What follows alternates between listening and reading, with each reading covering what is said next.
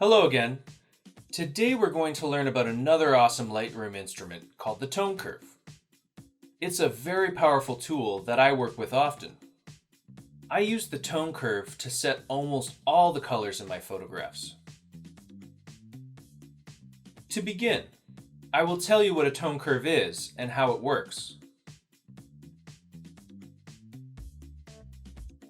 The curve is this line that runs diagonally. We can add points here and there and move it up and down like this. To add a point, click along the line with the left mouse button. To delete a point, double-click the left mouse button on the point in question. It's simple. Keep in mind that when you fix a point right here in the middle, it becomes responsible for your exposure. So you can make the picture lighter when pulling it upward and darker when pulling the curve downward. The lowest point on the left is responsible for the darkest tones, the blacks. And the highest point is responsible for the brightest tones in your photo. This area right here, the whites. There is another mode for the curve, which is simpler. It shows the application areas of the curve on the histogram. I'll show it to you now by clicking on this square. Like in the basic section of Lightroom, there is a highlight slider, which is responsible for this area on the curve. The light slider is in charge of this area. The dark slider and the shadow slider.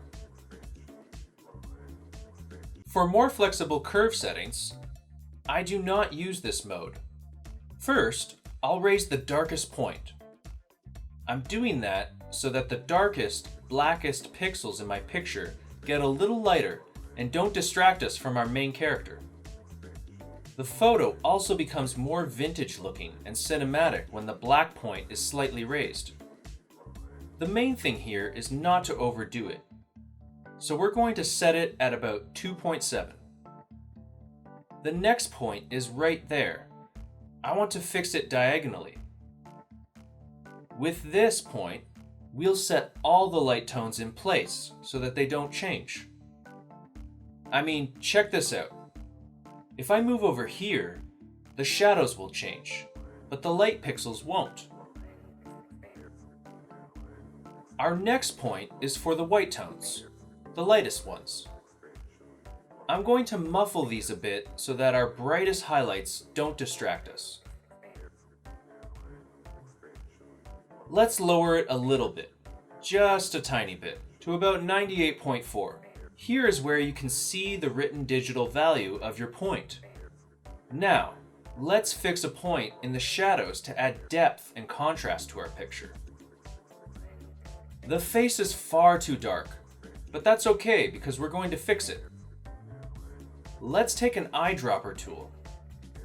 You can grab it right here.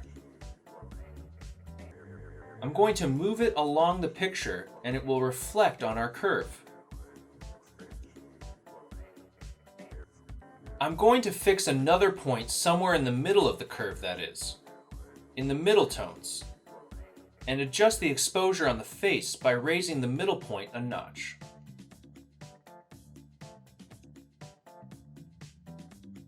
Alright guys, now we've set up our last point, but the picture is too dark.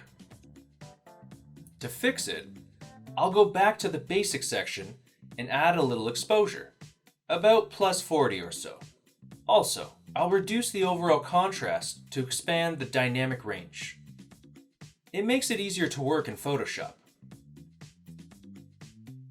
So that's it for now. In the next lesson, we'll be adjusting the color with the red, green, and blue channels of the curve.